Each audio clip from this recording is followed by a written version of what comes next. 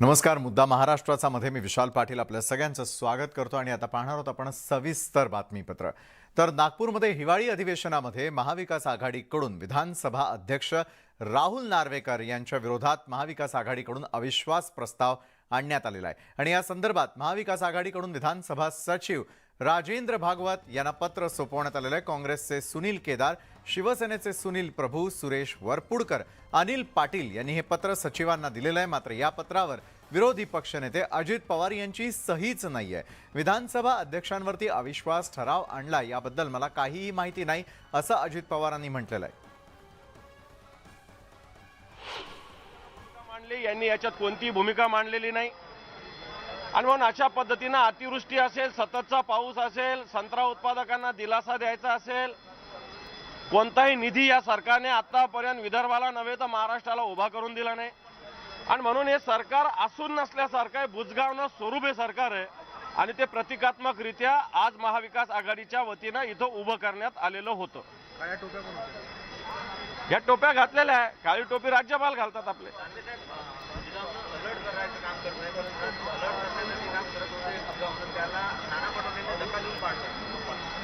हे पा बुजगावनं, मी शेतकरी आहे, बुजगावनं शेतात पाखरांना असं वाटावं का इथं कोणीतरी व्यक्ती या पिकाचं राखण करतंय, परंतु हे ज्याला कळतं एखाद्या पाखरांना की हे नुसतं बुजगावनं आहे तर त्याच्या समोर पाखरं येऊन शेतातलं कणसावरचं पीक खाऊन जात असतं.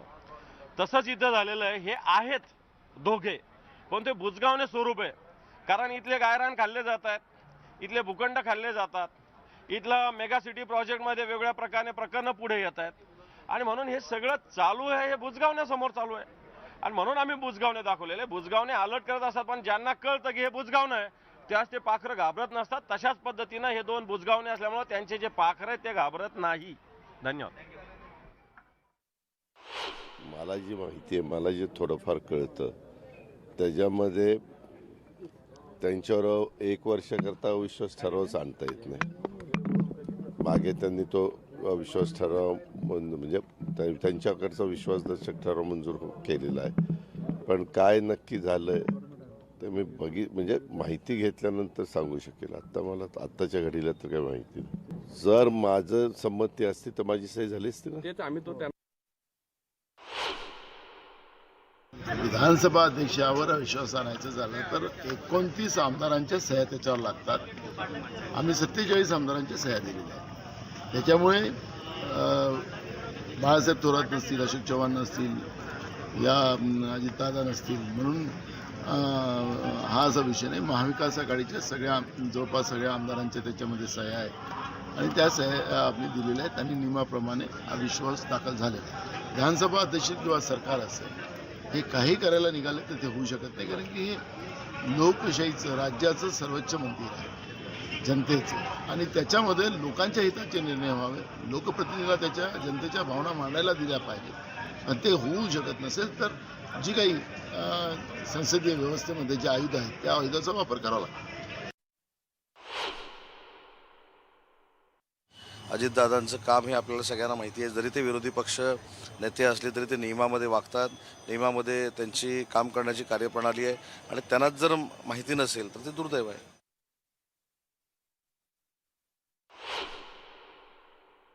राहुल नार्वेकर विधानसभेचे अध्यक्ष आहेत. ते विधानसभा अध्यक्षासारख्या पदाला, घटनात्मक पदावर बसून एकपक्षीय काम करतात, हा त्यांच्यावर आरोप आहे.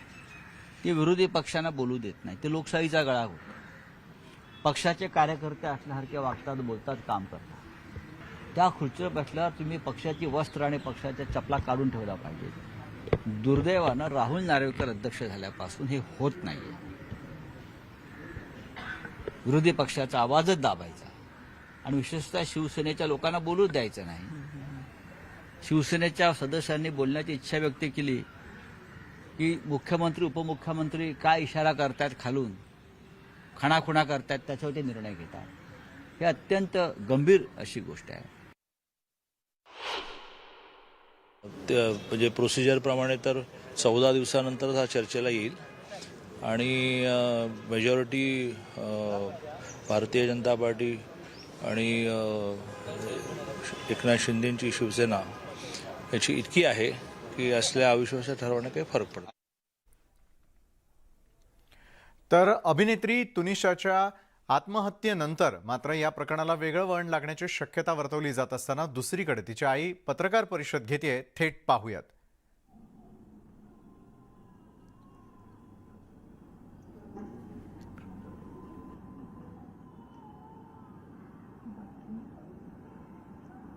मेरे को यही कहना है कि शिजान को जब तक सज़ा नहीं मिलती मैं चैन से बैठने वाली नहीं हूँ. शिजान ने तुनिशा के साथ जो किया, पहले उसके साथ फ्रेंडशिप की, दोनों का था, आना जाना भी घर पे बुला जाता था. मेरे को उसने बताया मम्मा मेरे को शिजान से है और शिजान भी मेरे से करता है. फिर एक दिन अचानक उसने उसका मोबाइल चेक किया शिजान का, जिसमें उसकी गर्लफ्रेंड का कुछ चैट था, पता नहीं आई डोंट नो क्या था. तो इसने पूछा, शिजान से पूछा कि ये क्या है. शिजान ने तुनिशा के थप्पड़ मारा सेट पे, रूम में थप्पड़ मारा. तो वो कहता तू कर ले जो कुछ करना है, मेरा तेरे साथ कोई रिश्ता नहीं है. उससे महंगे महंगे गिफ्ट्स मंगवाता था वो, उसको महंगे महंगे गिफ्ट्स देती थी वो. उसको समझ नहीं थी. बाकी उसको कोई मेरे बच्चे को कोई बीमारी नहीं थी. उसको ओसीडी की बीमारी ज़रूर थी, जैसे हाथ धोना करना, बाकी और कुछ नहीं थी. उसकी फैमिली की इन्वॉल्वमेंट बहुत रही है. उसकी माँ, उसकी बहन और शिजान खुद.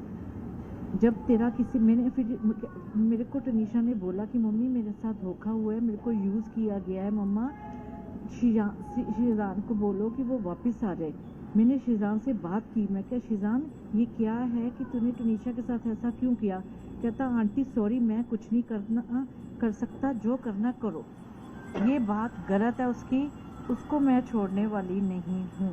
मेरा बच्चा गया, मेरा सब कुछ ख़त्म हुआ है, मैं अकेली रह गई हूँ. ठीक है, बस इससे ज़्यादा. बाकी बहुत आप लोगों ने कॉपरेट किया जैसे अब कर रहे हो आप. जब तक उसको इंसाफ नहीं मिलता तब तक आप मेरे साथ कॉपरेट करते रहो. और दूसरी बात ये है कि उसके बिहेवियर में जो चेंजेस आ रही थी तुनिशा के, कभी उसकी माँ को अम्मा, उसकी बहन को बोलना, और मुस्लिम अपना धर्म अपनाने की उसको करता था है, और शादी का वादा किया. तो ये सब चीज़ें नहीं करनी चाहिए थी उसको जब उसका किसी और लड़की के साथ था.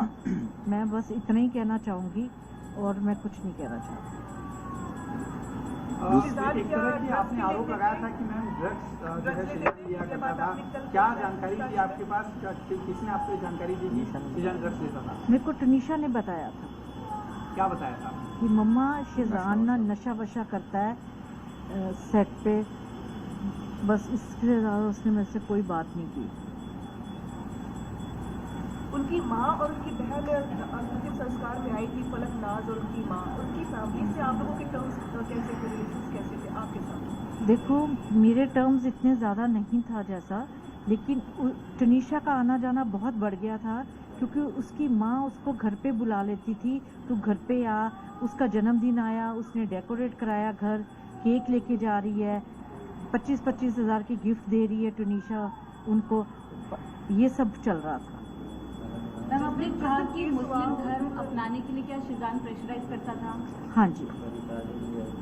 जिस दिन मैम ये पूरी घटना हुई उस दिन तुनिशा का बिहेवियर कैसा था? सुबह से क्या बातचीत आपकी थी? सुबह वो गई है घर से, उसका 8:30 का कॉल टाइम था.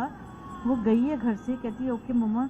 तो मैं उस दिन थोड़ा उससे एक दिन पहले मैं गई हूँ सेट पे, मैं सेट पे उसको मिलने गई, अचानक गई थी. मैं कहा बेटा कैसा, कहती ठीक है मम्मा. थोड़ा प्रेशर था उस पर, क्योंकि वो कहती मम्मा सीन बहुत ज़्यादा है तो मैं आपको इतना टाइम नहीं दे पा रही हूँ. तो उसने तब भी मेरे को एक वर्ड बोला कि मम्मा आप शिजान से बात करो. मैंने जब ये सीन में चली गई, मैंने शिजान के रूम में गई. मैं क्या शिजान मैंने तेरे से बात करनी है, तू तुनिशा के साथ तूने ऐसा क्यों किया. कहता आंटी सॉरी मैं कुछ नहीं कर सकता, जो करना करो. ये कब की बात है? शुक्रवार की? हाँ एक दिन पहले की. मैं सेट पे गई थी और उसके बाद मैं रात को पैकअप हुआ, मैं घर ले आई तुनिशा को. तुनिशा थोड़ी सी परेशान थी, तो मैं क्या बेटा परेशान नहीं होना, कुछ नहीं होता, तू ठीक है ना. कहती हाँ मम्मा. सुबह वो गई है सेट पे, फिर उसका मेरे को फ़ोन कब आ रहा है कुछ, चंडीगढ़ भी आने वाली। हाँ उसका फ़ोन आया मेरे को कुछ, मेरे को इतना टाइम नहीं, दोपहर को आया।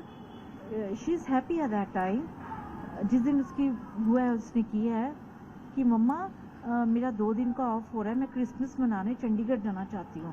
तो मैं कहा बेटा कोई बात नहीं, मैं तेरी टिकट कराती हूँ तो तू चली जा, पर मेरे को कंफर्मेशन दे, प्रशांत ईपी है जो, उससे मेरे को बात करने दे, तो तुम बेटा चले जाओ, ठीक है मैं करवा देती हूँ। कहती हाँ मम्मा मेरे को 2 दिन के लिए भेज दो, फिर मेरा चेंज हो जाएगा थोड़ा। मैं कहा ठीक है बच्चे। ऐसी अभी थोड़ी देर में मैं अभी डबल माइंडी थी, मैं आई वॉज थिंकिंग कि मैं वो सेट पे जाया हूँ थोड़ी देर के लिए, क्योंकि टनीशा 2 दिन के लिए चंडीगढ़ चली गई, 2 दिन फिर दिखेगी नहीं मेरे को, तो मैं सेट पे जाया हूँ। तो मैं अभी सोच ही रही थी तो मेरे को प्रशांत का फ़ोन आया ईपी का कि मैडम जल्दी से आ जाओ, हम टनीशा दरवाज़ा नहीं खोल रही, पता नहीं क्या नहीं कर रही, और हम हॉस्पिटल में हैं। बस ये बात हुई है और मैं ऑटो लेके हॉस्पिटल चली। आप इस पूरे मामले में कहीं कोई साजिश उनसे देख रहे हैं, शक कर रही हैं कि जानबूझकर उसे फंसाया गया? देखो जब मेरी बात, मेरे को ये कुछ नहीं कहना, शिजान ने जब उसको कहा कि मेरा ब्रेकअप, जब तेरे साथ मेरा कोई रिश्ता नहीं, तूने जो करना कर बच्चे को, वो सेंसिटिव बहुत थी, वो इतनी सेंसिटिव थी, भोली थी, छोटी उम्र थी उसकी, उम्र उसकी बड़ी थी, ऐसा नहीं बोलना चाहिए। पहली बात तो ये है कि जब उसका पहली लड़की के साथ रिलेशनशिप था, उसने टनीशा के साथ रिलेशंस क्यों डेवलप किए? मेरे को ये जवाब चाहिए शिजान दे जवाब ये मेरे को कि क्यों डेवलप किया, जब तेरे को पता था तेरा किसी और लड़की के साथ रिलेशन है, तू समझाता, तू मेरे से बात करता। आंटी वो ब्रेनस्टॉर्म करने के उनके परिवार के लोग कोशिश कर रहे थे, हाँ। यहाँ से जाती थी सेट से डायरेक्ट उनके घर पे। बिल्कुल और उसकी गाड़ी खराब रही है महीना, तो मेरा ड्राइवर उसको कभी छोड़ने जा रहा है कभी कर रहा है, तो मेरे को उन्होंने टनीशा को यूज़ बहुत किया है, बहुत यूज़ किया है। मैंने अभी ड्राइवर को गूगल पे किया है 50,000 रुपया, जो टनीशा ने गिफ्ट्स वगैरह मंगवाती रही और उसको देती रही, ईयरपोड्स दिए, उसको गिटार दी, उसके बर्थडे पे उसने डेकोरेट कराया रूम, शायद उसने इंस्टा पे भी डाला हुआ है वो डेकोरेशन वाला रूम। उसकी सिस्टर का बर्थडे आया, उसकी माँ जो उसकी गर्लफ्रेंड के बारे में बातें करती थी फ़ोन पे, हाँ ये बात उसने मेरे को ज़रूर बोली कि मम्मी अम्मा मेरे को डिस्टर्ब कर रही है बहुत ज़्यादा, अम्मा मेरे को पिछली बातें बहुत करती है वो लड़की के बारे में। मैंने उसकी माँ से बात भी की, मैं क्या आप ये क्या कर रहे हो, वो काम पे जा रही है, उसको काम करने दो, वो बहुत डेडिकेट से काम कर रही है, उसको काम करने दो। क्या उसको हिजाब लगाना ये सब चीजें शुरू करवा दी? हाँ शुरू करवा दी थी। क्या कहा जाता था उसके बारे में कुछ बताया? मेरे को ऐसे नहीं मालूम कुछ। कमरे में से एक नोट मिला था जिसमें टनीशा ने जो लिखा था वो कहा था कि शिजान जो है धन है कि उसको मेरे जैसा पोस्टकार मिला काम करने के, ये बातें कही थी उसने लिखी थी। उसके बाद तो आप क्या मानती हैं, क्या कहना चाहते हैं? मैं क्या सर बोल सकती हूँ इसमें, उसके मन में उस टाइम क्या आया, क्या ट्रिगर उसका हुआ, क्या सुबह से इतनी सुबह उसने इंस्टाग्राम पे पोस्ट किया है, मेरे से बात हुई है, चंडीगढ़ वो जाना चाह रही है क्रिसमस पे, और उसी आधे घंटे में क्या हुआ मेरे को नहीं मालूम। और फिर शिजान ही उसको वहाँ से उतार रहा है कमरे में से, जैसा कि पता चला शिजान ने उसको उतारा है। एक बात फिर और एम्बुलेंस नहीं मंगाई। 15 मिनट तक सुनने में आया कि आप लोग को लग रहा है कि खुशी नहीं है, कुछ और भी है? हाँ मर्डर भी हो सकता है, मैं तो बोलूँगी। एक बात और सुनने में आई है सेट से कि 15 मिनट तक उसको उतारने के बाद 15 मिनट तक कोई गाड़ी नहीं थी वहाँ पे उसको हॉस्पिटल ले जाने के लिए, ना ही कोई एम्बुलेंस बुलाई गई। तो ऐसा कैसे हो सकता है? जब डॉक्टर के पास पहुंचे तो डॉक्टर का कहना है कि उसकी डेथ को आधा घंटा हो चुका था, तो इतनी देरी मतलब क्यों की गई? गाड़ी सेट पे पिछले 15 दिनों से हमारी रिपोर्टर वहाँ रोज जाती थी, उसने देखा था कि दोनों के बीच में टेंशन दिखाई देती थी, कई बार बहस भी होते हुए दिखाई दी। सेट से किसी ने भी आपको इस बारे में इतला नहीं किया या नहीं, मेरे को नहीं बोला, मेरे को कुछ। हमारी बात फलकनाथ से भी हुई तो उन्होंने कहा कि सुनीशा उनकी भी बच्ची की तरह थी, उनको भी काफी ज्यादा गम है, तो इसको लेकर क्या कहेंगे आप? नहीं, फलक का ये था कि फलक उसको उसी ने उसके टैटू बनवाया था यहाँ पे जाके, उसी वो दरगाह पे भी लेके गई इसको, फिर उसी ने उसका बर्थडे सेलिब्रेट किया टनीशा ने। तो मतलब कि तुम लोग उस लड़की को ऐसे यूज कर रहे हो, उसकी माँ को भी तो इन्वॉल्व करो ना बीच में। मेरा बच्चा था वो। अगर आप उसको किसी लड़के की मम्मी और बहन उसको कंटिन्यू घर पे बुलाती हैं, उसको उनका बर्थडे सेलिब्रेट होता है, उनको गिफ्ट्स दे रही है, उनके घर में रह रही है, वो हमारे घर में आके रह रहा है, तो इसका मतलब क्या है? अगर आपको पता है मेरा धर्म अलग है, ये मुझसे 10 साल छोटी है, तो फिर आप उसको इतना इन्वॉल्व क्यों कर रहे हो? जी, अगर अभी जैसे बोल रहे हैं कि करियर की बात कर रहे हैं या धर्म की बात कर रहे हैं, उम्र का फासला, ये क्या पहले उन्होंने नहीं सोचा था जब रिलेशनशिप में? वही हमारा सवाल है ना। वो मेरा वही तो। सवाल है। शिजान को पहले नहीं पता था टनीशा की एज क्या है, उसको ये नहीं पता था इसका धर्म क्या है। उस दिन भी जब उसको 16 तारीख को भी जब हॉस्पिटल लेकर गए, वहाँ भी शिजान की मम्मी और बहन दोनों आई, तो अच्छा उनको आंटी, मुझे ये पता चला कि जैसे आपसे बर्थडे की बात की अभी, तो इस बार तुनिशा ने सोशल मीडिया पे आपको बर्थडे विश नहीं किया था, तो इसके पीछे की वजह आपको क्या लगी? क्योंकि बहुत कुछ सुनने में आ रहा है कि आपसे वो नाराज थी और कहीं ना कहीं कुछ ऐसी चीजें थी और आप थे नहीं, आप कहीं बाहर गए थे घूमने। और नहीं, ऐसा कुछ भी नहीं था, ऐसा कुछ भी नहीं था। टनीशा के साथ तो मेरी जान थी उसकी, मेरी और मेरा एक बच्चा है। बताओ आप समझदार हो सारे कि वो मेरे से नाराज, मैंने उसको कभी किसी चीज़ के लिए मना ही नहीं किया था, कभी भी, क्योंकि वो चीज़ मुंह से पहले निकालती थी मैं पूरा करती थी, क्योंकि मेरे को पता था मेरा एक ही बच्चा है, हस्बैंड मेरे नहीं है, तो मैं उसके साथ गलत इंडस्ट्री में 12 साल की उम्र से वो काम करी है, कभी उसको गलत कोई काम नहीं करवाया। पूरा उसने इतने प्रोड्यूसर डायरेक्टर्स के साथ काम किया है, 12-12 घंटे उसने पूरा काम किया है और सब उसकी तारीफ करते हैं, किसी ने उसकी बुराई नहीं की। वो मेरे को भी पता है, बहुत डेडिकेटेड से वो काम को लेके। अच्छा, ये चीज भी दरगाह लेकर के जाती थी, ये कितना ऑफन होता था? ये मेरे को नहीं सर मालूम, 1-2 बार बताया था उसने, एक दो बार बताया मैं था, होके आई हूँ।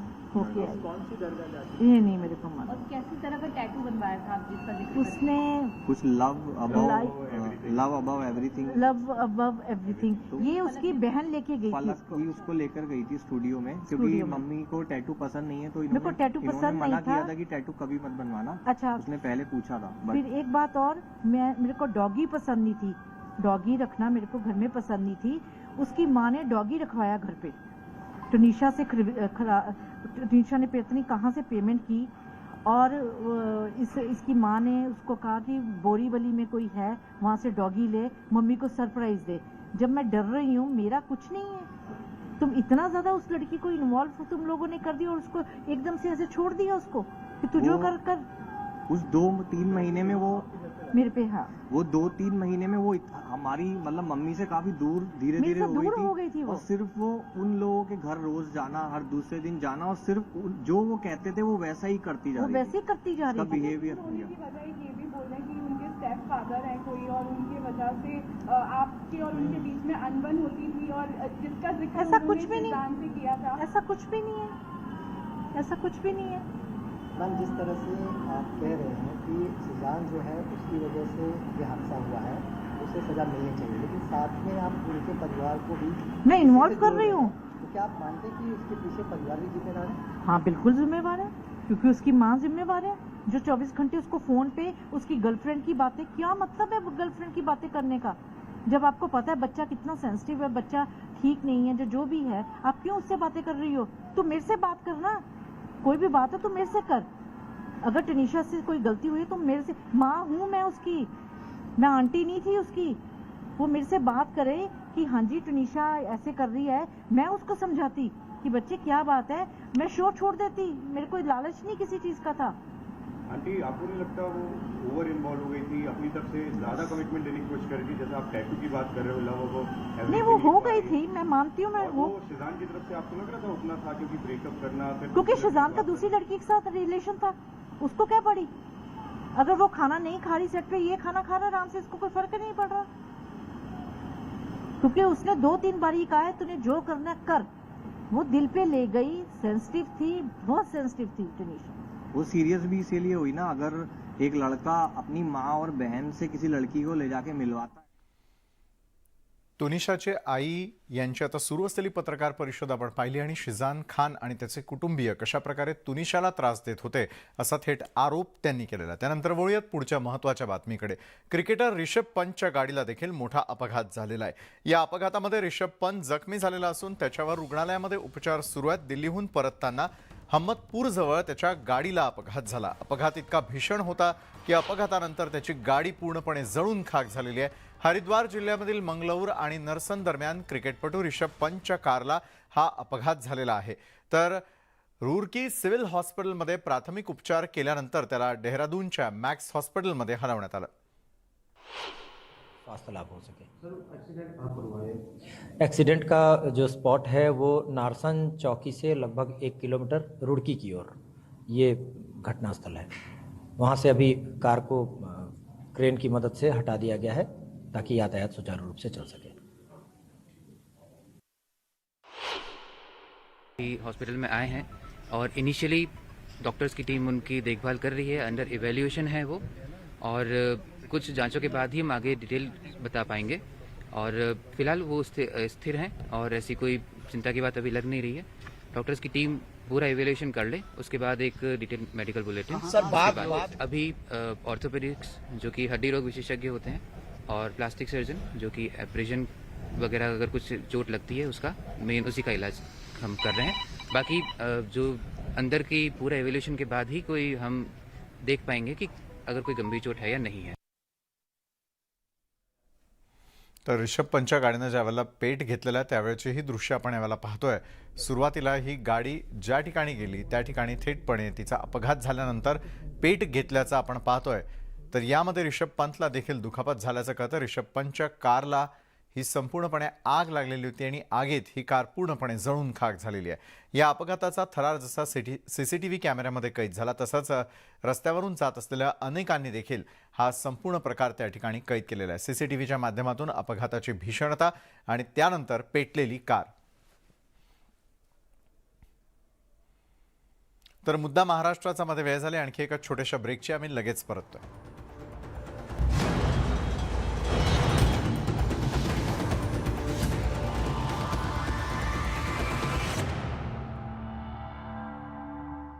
मेघा इंजिनिअरिंग अँड इन्फ्रास्ट्रक्चर आणि हिंदुस्तान कन्स्ट्रक्शन या कंपन्यांनी सर्वात कमी बोली लावली आहे.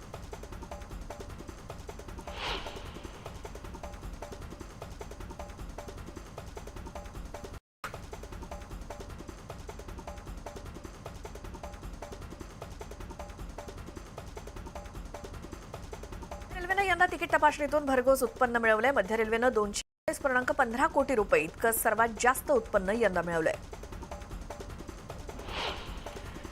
सलग सुट्ट्यांमुळे बोरिवली स्थित संजय गांधी राष्ट्रीय उद्यानामध्ये भायखळ्यातील राणीच्या बागेमध्ये पर्यटकांची गर्दी वाढली आहे. राणीच्या बागेतील पेंग्विन पाहण्यासाठी तर संजय गांधी उद्यानातील सिंह सफारीचा पर्यटक आनंद लुटतायत. राज्यामध्ये ठिकठिकाणी तापमानाचा पारा घसरला असून पुढच्या काही दिवसात थंडीचा जोर आणखी वाढणार असल्याचा अंदाज हवामान विभागानं वर्तवलाय. आज संध्या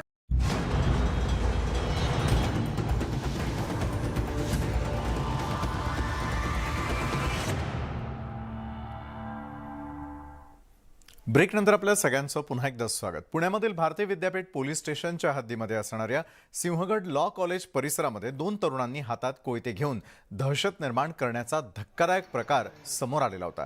रस्त्यामध्ये जो दिसेल त्याला कोयता दाखवून भीती दाखवली जात होती आणि त्यामुळे त्या ठिकाणी भीतीचं वातावरण निर्माण झालेलं होतं. आणि या हल्ल्यामध्ये एक जण जखमी देखील झालेला असून जखमी तरुणाला हॉस्पिटलमध्ये उपचारांसाठी दाखल करण्यात आलं. या घटनेची माहिती मिळताच सिंहगड रोड पोलिसांनी या दोघांना पाठलाग करून पकडण्याचा प्रयत्न केला. मात्र यातील एकानं पळ काढला तर दुसऱ्याला पोलिसांनी ताब्यात घेतलेला असून तो अल्पवयीन असल्याचं समजतंय. या दहशत माजवणाऱ्याला पकडल्यानंतर पोलिसांनी चांगलाच प्रसाद दिलेला आहे. दरम्यान पळून गेलेल्या आरोपीचं नाव करण दळवी असून पोलीस त्याचा शोध घेतात. भारतीय विद्यापीठ पोलीस ठाण्यामध्ये या संदर्भात गुन्हा दाखल करण्यात आलेला आहे. या गुन्हेगाराचा चाललेला हा प्रकार पाहून काही कॉलेजच्या तरुणांनी ही बाब पेट्रोलिंगला असलेल्या पोलिसांना सांगितले. पोलीस घटनास्थळी पोहोचले असता आरोपी कोयता घेऊन रस्त्यावरून जात होता आणि पोलिसांना पाहून त्यानं पळायला सुरुवात केली. दरम्यान जिगरबाज पोलिसांनी त्याच्या हातात धारदार हत्यार असतानाही पाठलाग करून त्याला पकडलं आणि त्याच क्षणी तिथे जमलेल्या तरुणांनी आणि नागरिकांनी टाळ्या आणि शिट्ट्या वाजवून पोलिसांच्या कामाचं कौतुकही केलं. तर या 2 धाडसी पोलिसांचा पुणेकरांकडून जाहीर सत्कार करण्यात आलेला आहे.